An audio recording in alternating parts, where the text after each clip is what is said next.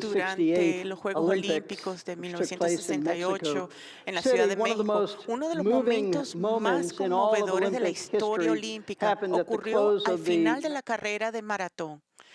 Mucho después de que los ganadores del maratón terminaron la carrera y recibieron sus medallas, un corredor llamado John Stephen Akhwari de Tanzania entró en el estadio.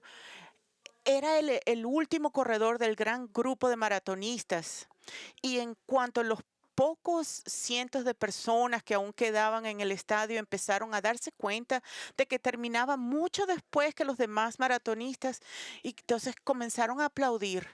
Al principio fue un aplauso tranquilo, pero luego se convirtió en una fuerte ovación cuando John Stephen Akhwari, con los pies vendados y ensangrentados, dio su última vuelta alrededor de la pista. Más tarde, cuando los periodistas le preguntaron por qué seguía corriendo cuando estaba solo y sabía que iba a terminar en último lugar, entonces él respondió: señores, creo que no lo entienden. Mi país no me envió a la Ciudad de México para empezar la carrera. Me enviaron para terminar la carrera.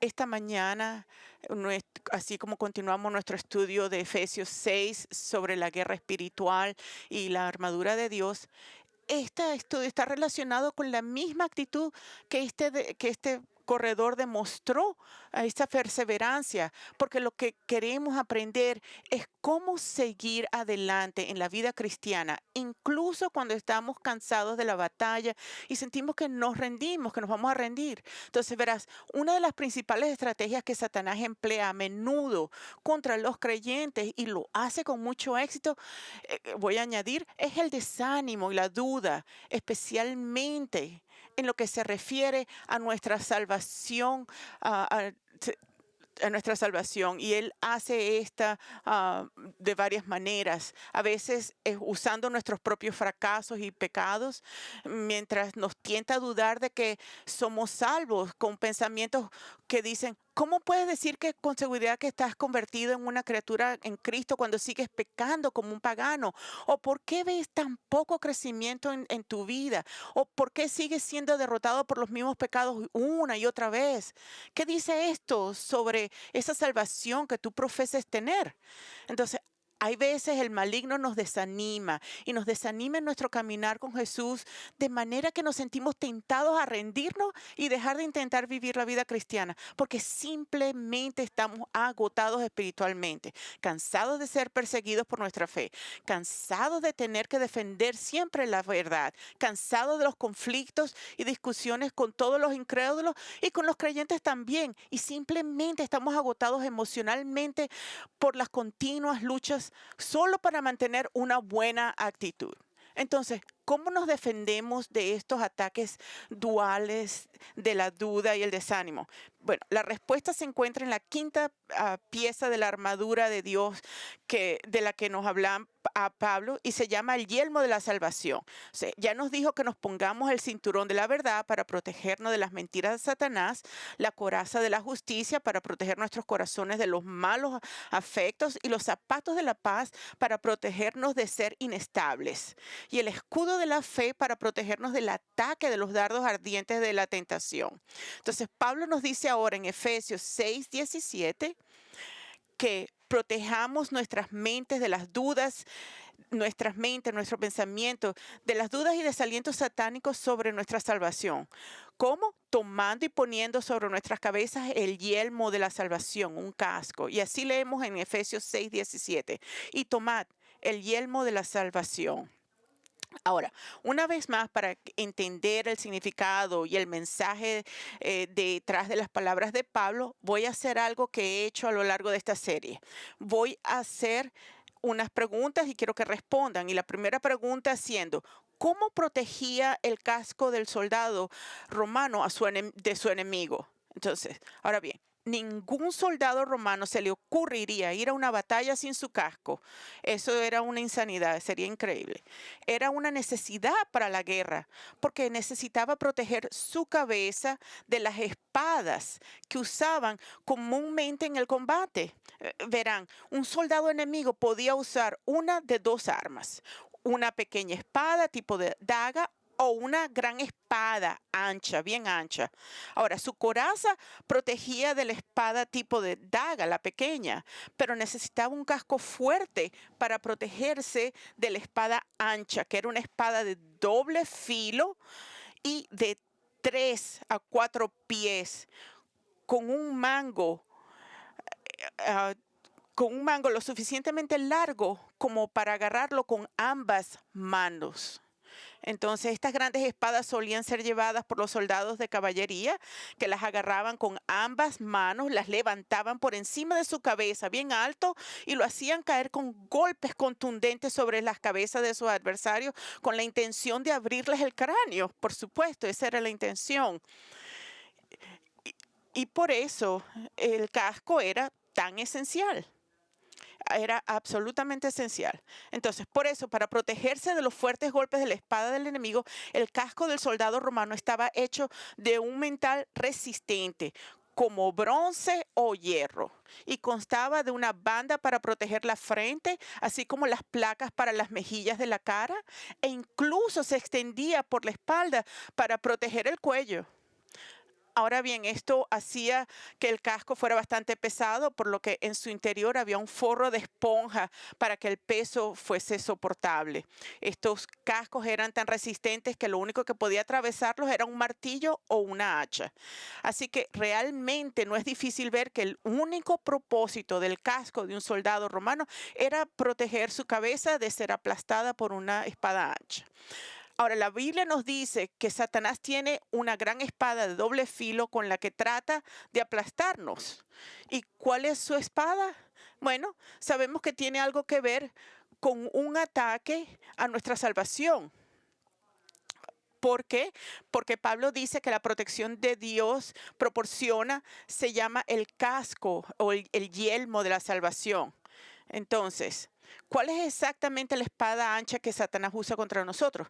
Escuchen atentamente. Los golpes de Satanás que caen sobre nuestras cabezas son dudas y desalientos relacionados con la salvación, con nuestra salvación. Entonces, son esas dos, dudas y desalientos. Entonces, algunos de los ataques más fuertes de Satanás son en forma de dudas acerca de si realmente hemos sido salvados o no. O si una vez fuimos salvados, es posible que hayamos pecado demasiado para aún tener nuestra salvación. La perdimos.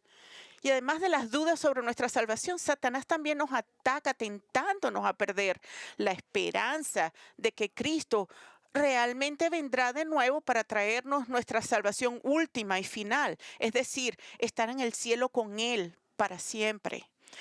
Vean, muchos cristianos han sido terriblemente derrotados por el desánimo satánico con respecto a su salvación. ¿Por qué? Porque en medio de tantas batallas espirituales, sufrimientos y pruebas, han perdido la perspectiva de su salvación final. Es decir, están en estar en la gloria por toda la eternidad y no piensan en la gloria, no consideran que nuestro sufrimiento en estos días, como dice Pablo en Romanos 8, es una ligera aflicción, aflicción momentánea en comparación con la gloria que nos espera. Entonces, por eso, los golpes demoledores de Satanás vienen en forma de dudas sobre nuestra salvación presente y desalientos sobre nuestra salvación futura. Entonces, lo que queremos saber es cómo el Señor nos protege de estas dudas y desalientos perturbadores. Y eso nos lleva a la segunda pregunta que les quiero hacer. ¿Cuál es el yelmo de la salvación y cómo nos protege de Satanás? Como ya hemos dicho, así como un soldado romano estaba protegido por su casco fuerte, así Dios ha provisto un casco fuerte para nosotros. Y el casco, o sea, el yelmo que Él provee, es lo que protege nuestras mentes, nuestro pensamiento, nuestros cerebros, para que no caigamos en las mentiras del enemigo. Y ese casco o ese yelmo es la verdad sobre nuestra salvación. Sin embargo, si vamos a entender cómo nuestro casco, nuestro yelmo nos protege, entonces necesitamos saber a qué aspecto de nuestra salvación se refiere Pablo. Verás, mientras que la mayoría de nosotros solo pensamos en la salvación en el sentido de nuestra experiencia de conversión, en la que Dios nos ha salvado de la pena de nuestros pecados cuando vinimos a Cristo, y eso es verdad. pero eso va más allá.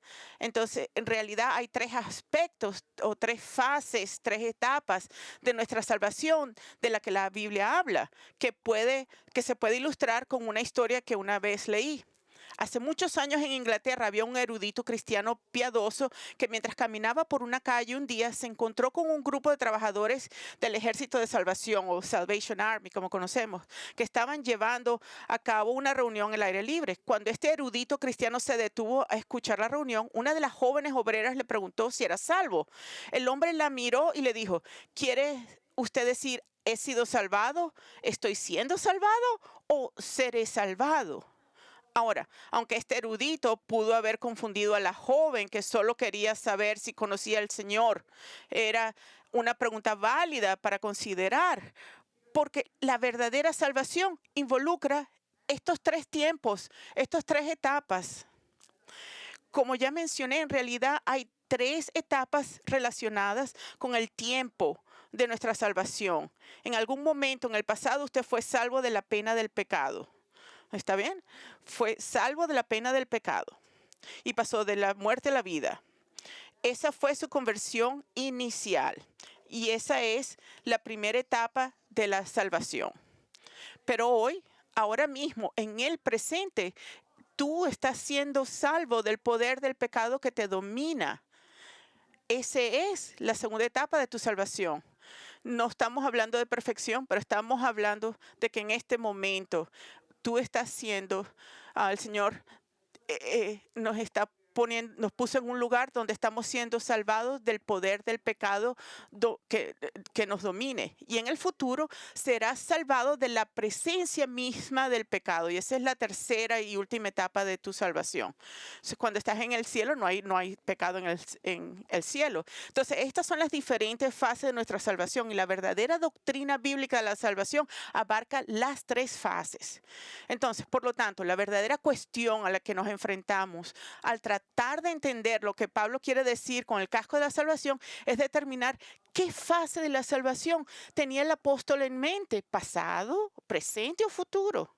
Bueno, la manera más razonable de enfocar esto es asumir que como Pablo no indica ninguna fase específica de nuestra salvación, entonces él debe tener en mente todos los tres aspectos de nuestra salvación. De otra manera nos hubiese dicho. Y eso tiene sentido porque Satanás ataca a los creyentes en las tres áreas de su salvación. Verán, los cristianos no luchan sobre la cuestión de si la salvación es por gracia o no, porque nosotros todos sabemos, los verdaderos creyentes saben que es por gracia. Entonces, de lo contrario, no serían creyentes. Pero el área de la salvación donde Satanás ha atacado constantemente a los creyentes y los ha derrotado a tantos es en el área de la seguridad de su salvación.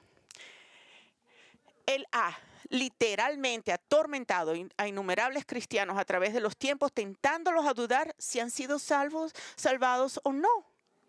Y ha causado que muchos otros creyentes se desesperen porque una vez pensaron que tenía la salvación, sí, tengo salvación, pero por su propio pecado ahora piensan que la han perdido. Y además el diablo ha traído aún a otros creyentes un gran desánimo que quizás no tengan dados. No han luchado con el desánimo y la desesperación, pero perdiendo toda esperanza y consuelo en medio de las muchas batallas y pruebas de la vida, porque no consideraron que su salvación plena y completa estaba por llegar. Está llegando.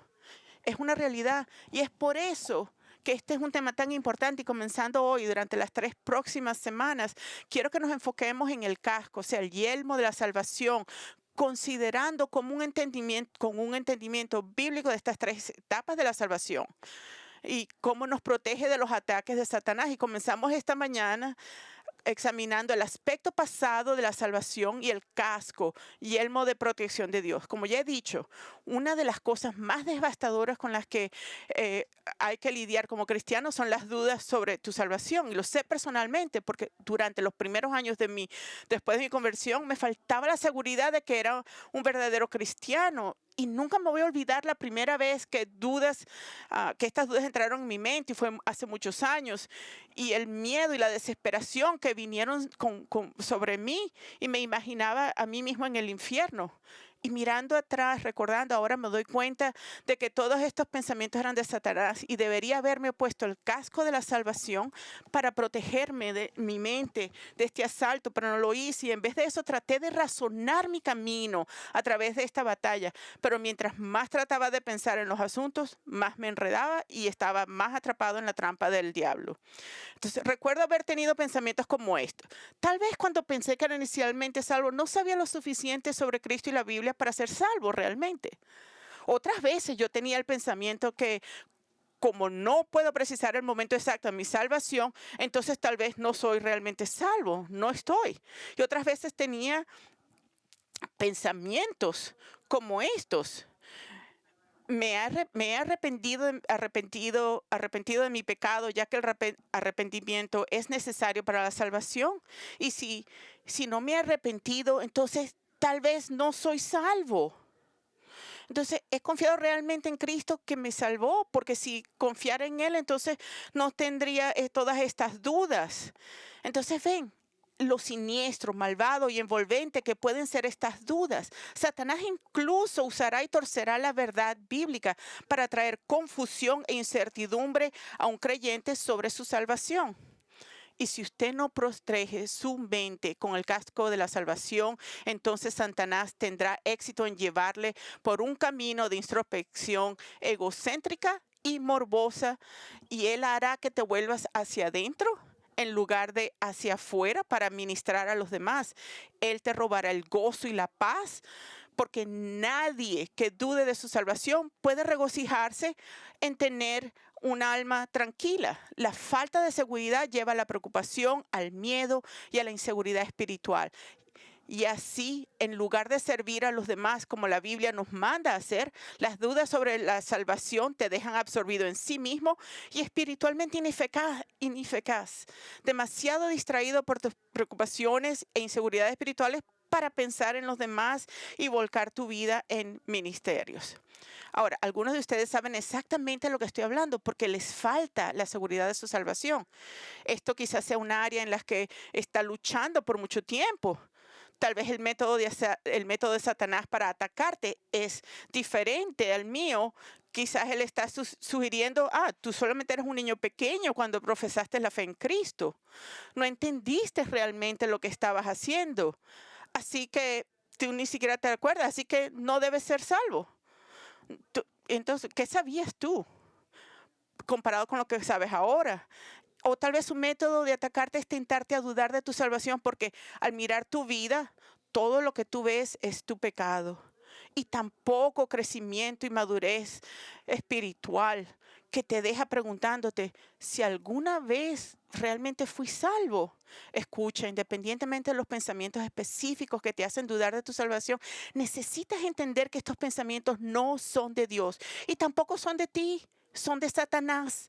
Y por lo tanto necesitas la protección de Dios de estas mentiras, porque eso es lo que son mentiras. Y Él nos da su protección, el Señor, en la forma del casco, o sea, el yelmo de la salvación. Entonces, ¿cómo funciona esto? ¿Cómo nos protege este yelmo de la salvación? El casco que protege nuestras mentes de las dudas, diciéndonos la verdad sobre nuestra salvación. Dios nos da el pensamiento correcto que nos asegura que estamos salvos, que somos salvados. Entonces, una de las grandes verdades de la Biblia es que tú puedes saber que estás salvo de la pena del pecado, o sea, el juicio eterno de Dios en el infierno. Esto no es un juego de adivinanzas y tú no tienes que esperar hasta que mueras para saber si vas a ir al cielo. Puedes saberlo ahora mismo. Esto es uno de los derechos que la palabra de Dios enseña claramente. Primera de Juan 15, 5, 13. Estas cosas os he escrito a vosotros que creéis en el nombre del Hijo de Dios para que sepáis que tenéis vida eterna. Ahí está esa certitud.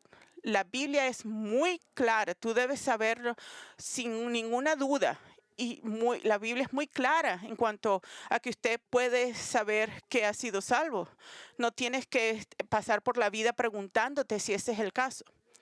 Sin embargo, sería negligente si yo no dijera que algunas personas en realidad deberían cuestionar la validez de su fe porque en realidad no son salvos. Y aunque la seguridad de la salvación es algo maravilloso, tú nunca quieres ser culpable de ayudar a personas no salvas a tener una falsa seguridad de la salvación. Y por falsa seguridad me refiero a pensar que son salvos cuando en realidad no lo son. Jesús habló de personas así en Mateo 7, comenzando en el versículo 18, leemos, un árbol bueno no puede producir frutos malos, ni un árbol malo producir frutos buenos. Todo árbol que no da buen fruto es cortado y echado al fuego. Así que por sus frutos los conoceréis. No todo el que me dice, Señor, Señor, entrará en el reino de los cielos, sino el que hace la voluntad de mi Padre que está en los cielos. Muchos me dirán en aquel día, Señor, Señor, ¿no profetizamos en tu nombre y en tu nombre echamos fuera demonios y en tu nombre hicimos muchos milagros? Y entonces les declararé, jamás os conocí, apartaos de mí los que practicáis la iniquidad. La iniquidad. Ahora, esta gente de la que Jesús estaba hablando eran aquellos que nunca habían sido regenerados. Él no está hablando de convertidos sinceros que están luchando con la salvación. No, Él está hablando de los que nunca han sido regenerados, nunca se habían convertido y por lo tanto el fruto producido por sus vidas indicaban cómo era realmente. No era un comportamiento piadoso, sino todo lo contrario, un comportamiento impío, a pesar del hecho de que estaban realmente involucrados en algún tipo de ministerio de predicación. No decían, no profetizamos en tu nombre. Y tenían un ministerio de echar fuera demonios y realizando milagros. Pero independientemente del ministerio que hicieron, Jesús dijo que nunca los conoció, lo que significa que nunca tuvo una relación espiritual íntima con ellos. Ciertamente conoce acerca de ellos, pero no tenían una relación íntima. Y la prueba era que ellos practicaban actos impíos. Entonces, esto no es un pecado ocasional. Su vida era caracterizada por una desobediencia constante, sin arrepentimiento, en un estilo de vida a pesar de sus actividades orientadas al servicio. Entonces vamos a aprender de esto y tengamos cuidado de no animar a nadie a tener una falsa seguridad de salvación. Y saben por qué, y esto puede ocurrir fácilmente. Los padres deben tener mucho cuidado de no decir a sus hijos que saben que son salvos porque rezaron la oración del pecador cuando ellos eran jóvenes. No les digan eso a un niño. No digan algo así a un niño. Los consejeros deben tener cuidado de no ofrecer una falsa seguridad para ayudar a sus aconsejados a sentirse mejor sobre ellos mismos. O sea, la conclusión es que no conocemos el corazón de nadie más y por lo tanto no podemos saber con certeza la salvación de nadie más. Pero podemos saber si hemos sido salvados porque la Biblia nos ofrece a nosotros una seguridad plena. Entonces, la pregunta se reduce a esto. ¿Cómo puedes tú saber si eres realmente salvo? Si eres un cristiano realmente. Entonces, fíjate en esto. La Biblia aborda la seguridad de la salvación en dos líneas. En este momento quiero que veamos la primera y si Dios quiere, la próxima semana veremos la segunda. En primer lugar, la seguridad bíblica se basa observen, en la obra terminada de Jesucristo en nuestro favor. La obra terminada de Jesucristo. En otras palabras, la base de tu seguridad es la muerte de Cristo por tus pecados. Pero me gustaría que escucharan atentamente lo que voy a decirles. Yo sé que ustedes siempre escuchan, pero quiero que escuchen más atentamente. Lo que van a escuchar puede ser nuevo para algunos de ustedes y al principio puede que se sientan preocupados por lo que están escuchando. Sin embargo, estoy convencido de que lo que estoy a punto de decirles no solo es bíblico, ¿ok?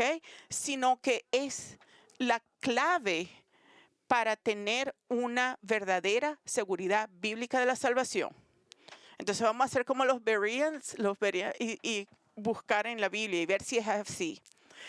Al contrario de lo que muchos cristianos piensan, la muerte sustitutiva de Cristo fue a favor de aquellos que creían en Él, es decir, los elegidos, y no por cada persona en el mundo. Esto se conoce comúnmente por los teológicos como expiación limitada, pero es mejor entenderlo como expiación. Un nombre mejor es expiación definitiva. Y la razón por la que es la base de la seguridad de la salvación es porque declara que la muerte de Cristo, noten esto, realmente logró una salvación definitiva. En lugar de hacer que solo sea posible que alguien se salve dependiendo de cómo haya respondido a la muerte de la cruz. Entonces, la pregunta sobre cómo entender la muerte de Cristo, lo más importante, lo que la Biblia enseña sobre el propósito de la muerte de Cristo se reduce a esta pregunta. ¿La muerte de Cristo realmente logró algo para alguien o simplemente hizo posible que se lograra algo si alguien decidiera aceptar a Cristo? Es decir, ¿fue la muerte de Cristo una expiación sustitutiva real, de modo que realmente aseguró la salvación y salvó a la gente por lo que logró en la cruz? ¿O fue una expiación sustitutiva teórica, dependiente de la voluntad del hombre para que tuviera éxito? Esa es realmente la pregunta.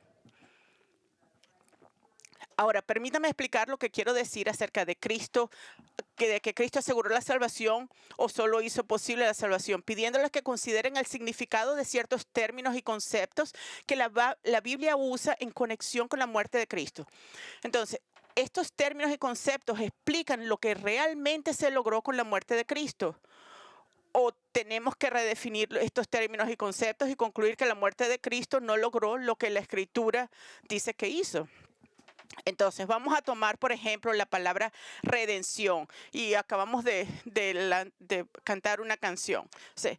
La palabra redención esencialmente significa comprar algo o comprar algo de nuevo. Y en el contexto de la cruz de Cristo se usa para hablar de su muerte, comprándonos a nosotros, comprándonos de nuestra esclavitud al pecado y de la esclavitud para que seamos libres. Entonces, por ejemplo, leemos en Gálatas 3:13, Cristo nos redimió de la maldición de la ley, habiéndonos hecho maldición por nosotros. En Apocalipsis 5:9 dice, porque tú fuiste inmolado y con tu sangre compraste para Dios a gente y toda tribu, lengua y pueblo. En Primera de Pedro 1:18 y 19 dice, sabiendo que no fuisteis redimidos de vuestra vana manera de vivir heredada de vuestros padres con cosas perecederas como oro, plata, sino con la sangre preciosa como de un cordero sin tacha, sin mancha, la sangre de Cristo. Ahora, a la luz de estos versículos sobre la redención, quiero que consideren las siguientes palabras del Dr. James Montgomery Boyce mientras nos desafía a entender la verdadera naturaleza de la muerte de Cristo en lo que se refiere al tema de la redención. Él escribe, ahora hagamos la pregunta ¿qué clase de redención sería aquella en la que la muerte de Jesús solo hace posible la redención y en la que como resultado algunos de aquellos por los que murió siguen la esclavitud? Imagina que un amigo tuyo tiene problemas con la ley y ha sido llevado a la cárcel. Se presenta ante el juez y se fija la fianza. Él no tiene dinero. Pero tú te enteras de su situación y llevas inmediatamente dinero al juzgado para pagar la fianza. Te presentas ante el juez, pagas la fianza y te vas a tu casa. Tu mujer te pregunta, ¿dónde está tu amigo? Está en la cárcel. Le dices, en la cárcel, dice ella. Pregunta ella, ¿pero no llevaste dinero de la fianza a la cárcel? Pagué el dinero para redimirlo, pero sigue en la cárcel. En realidad no lo saqué de allí. Ahora, Boyce continúa. ¿Qué clase de redención sería esa? Si hay una redención real, entonces la persona que ha sido redimida debe ser liberada. Cuando la Biblia dice que Jesús nos redimió por su muerte en la cruz, esa redención debe ser una redención efectiva. Y los que han sido redimidos deben ser los beneficiarios reales de ella. Verás, cuando la Escritura dice que la muerte de Cristo fue una muerte redentora, quiere decir exactamente eso, que fue una redención efectiva definitiva que será con absoluta certeza experimentada por aquellos por quienes Cristo murió, es decir, los elegidos. Y eso, mis amigos, es la base principal para su seguridad de la salvación. Verán, la razón por la que pueden estar seguros de su salvación es debido a la gloriosa verdad de que la muerte de Cristo realmente aseguró su salvación, porque fue una redención definitiva. Por lo tanto, están garantizados para experimentar esta salvación. Y amo esta manera en que Charles Spurgeon dice: Cristo murió de tal manera que infaliblemente aseguró la salvación de una multitud que ningún hombre puede contar, quienes por la muerte de Cristo no solo pueden ser salvados, sino que son salvados, deben ser salvados y no pueden de ningún modo correr el riesgo de no ser salvados. Escuchen, la Biblia está llena de declaraciones que dicen que Jesús murió por su pueblo, por su gente, y que su muerte fue efectiva, en el sentido de que logró la salvación de aquellos a los que pretendía salvar. Sin embargo, para ser justos, hay que admitir que estas declaraciones no dicen explícitamente que Él murió solo por su pueblo.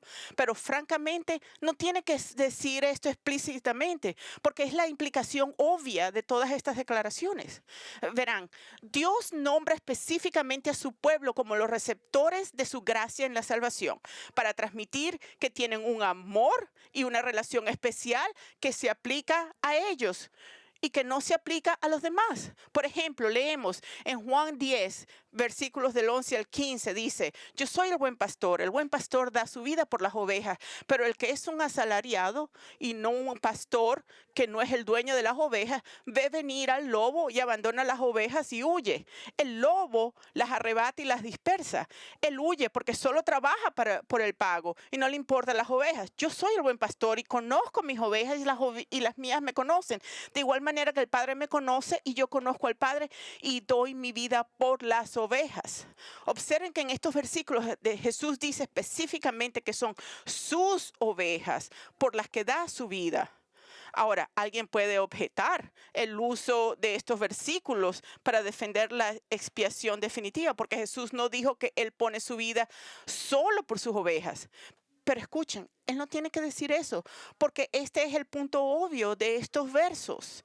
Él está argumentando que hay una distinción entre aquellos que son sus ovejas, o sea, su pueblo por quien Él morirá, y aquellos que no son sus ovejas, incrédulos, no creyentes, por quienes Él no morirá. De hecho, solo unos versos pocos más adelante, Jesús dice en Juan 10, 26, pero vosotros no creéis porque no sois de mis ovejas.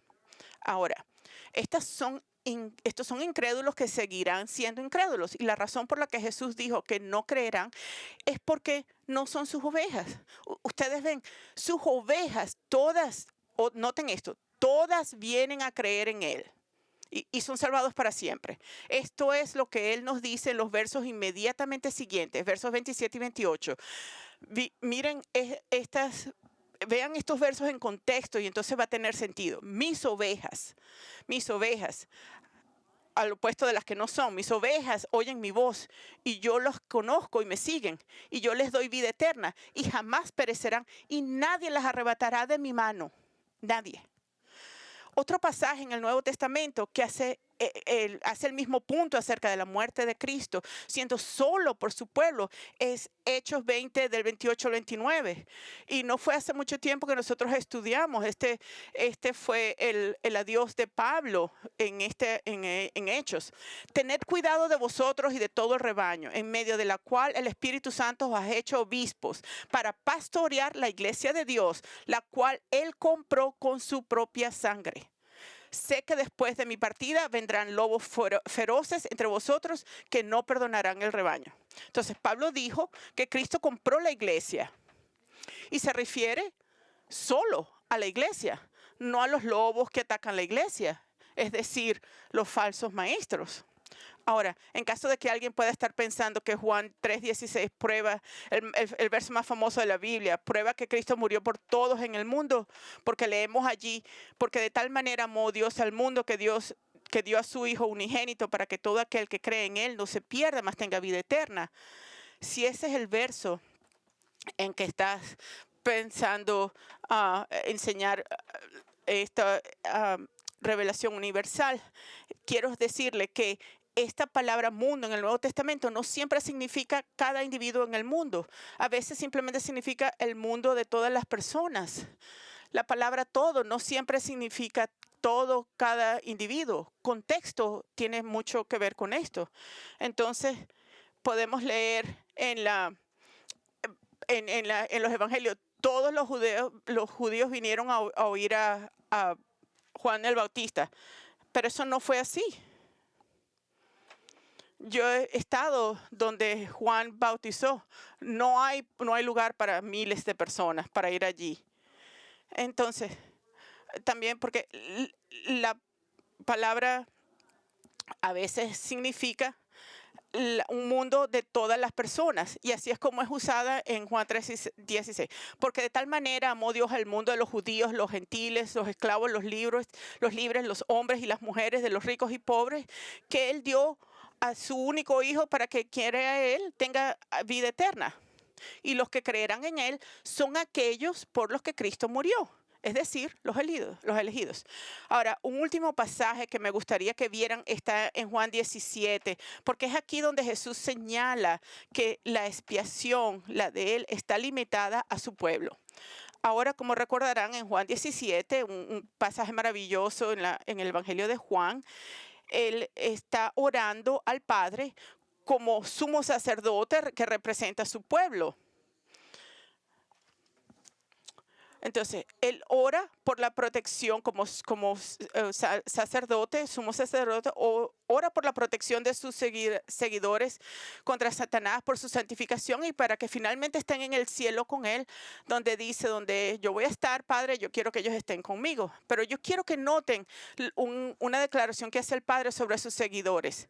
Yo ruego por ellos, no ruego por el mundo, sino por los que me has dado, porque son tuyos. Ahora, a la luz del hecho de que Jesús dijo claramente que Él no estaba orando en nombre del mundo, es posible. Es posible que Él muriera por alguien por quien Él no conocía. La respuesta es no. ¿Él va a morir por alguien que no conocía? No. Él va a hacer una distinción entre aquellos que le han sido dados por el Padre y por los que iba a morir, los elegidos, y aquellos por los que no iba a morir, los no elegidos, los que el Padre no les dio a Él. Escuchen, Cristo murió solo por los elegidos, aquellos que Él soberanamente eligió para ser suyos. Y por lo tanto, Él ha garantizado que aquellos que Él ha elegido, Él lo garantizó. Ellos van a ser salvos. No dependen de ustedes, no.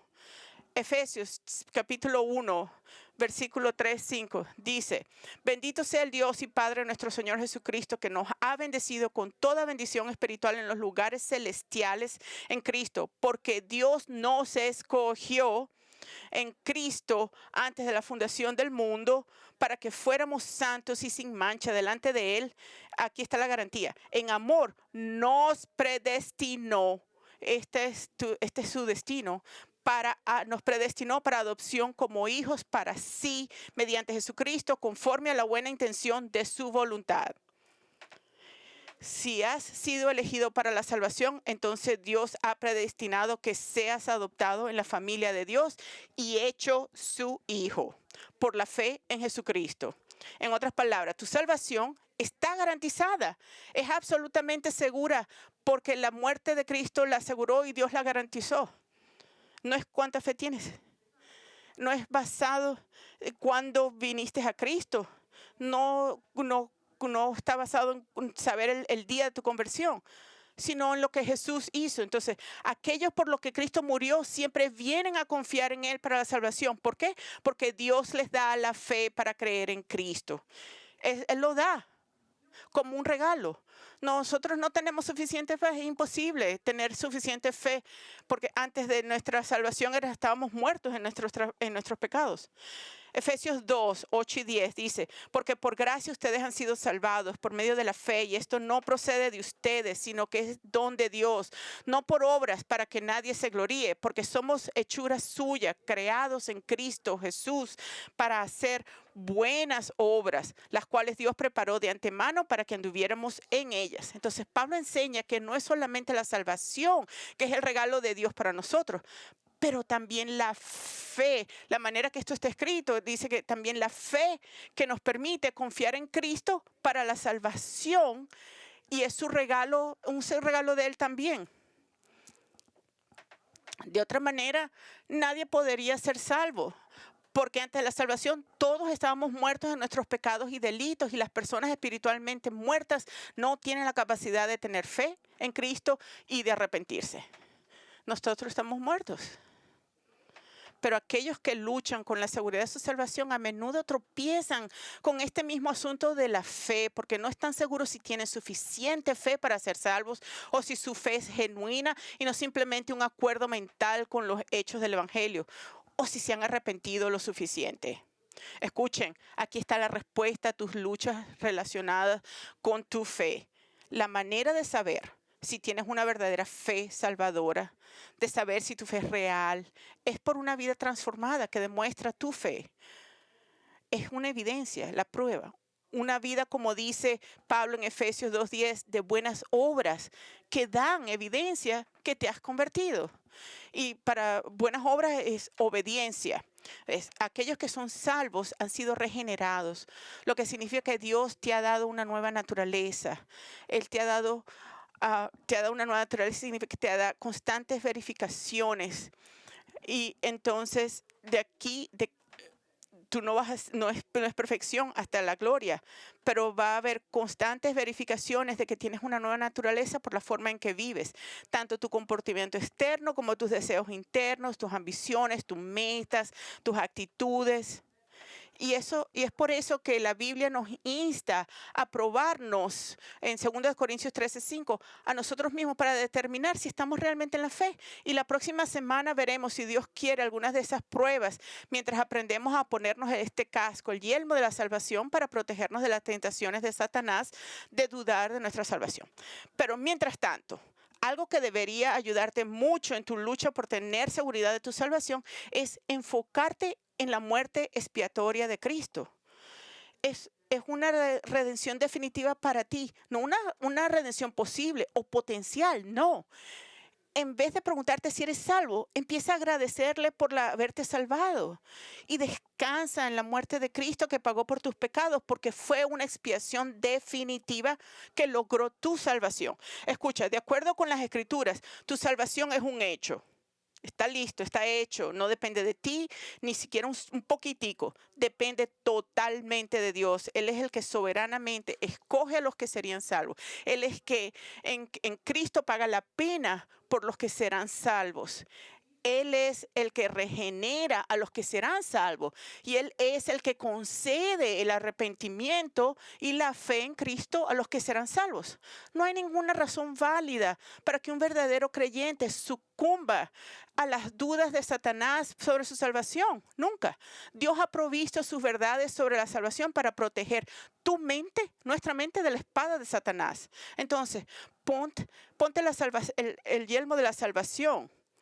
Pero si tú nunca has confesado tu pecado a Cristo y no eres salvo, entonces no debes engañarte, todavía estás perdido y estás pensando que eres un verdadero creyente. Sin importar qué tan activo seas en la iglesia, las palabras más horribles que puede alguien escuchar son: apartados de mí, obreros de la iniquidad.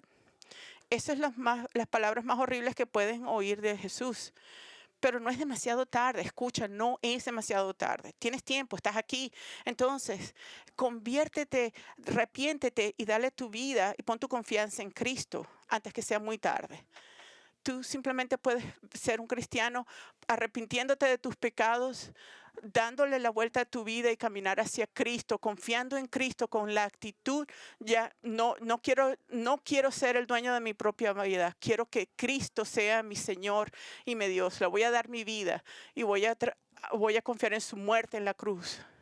Si usted quiere hablar con alguno de nuestros pastores sobre esto, entonces por favor, vengan aquí. Los animo a que vengan aquí adelante. Voy a estar aquí y también algunos de los diáconos van a estar aquí y podemos hablar. Entonces vamos a orar. Señor, te damos gracias por la seguridad que tu palabra nos dice que podemos tener.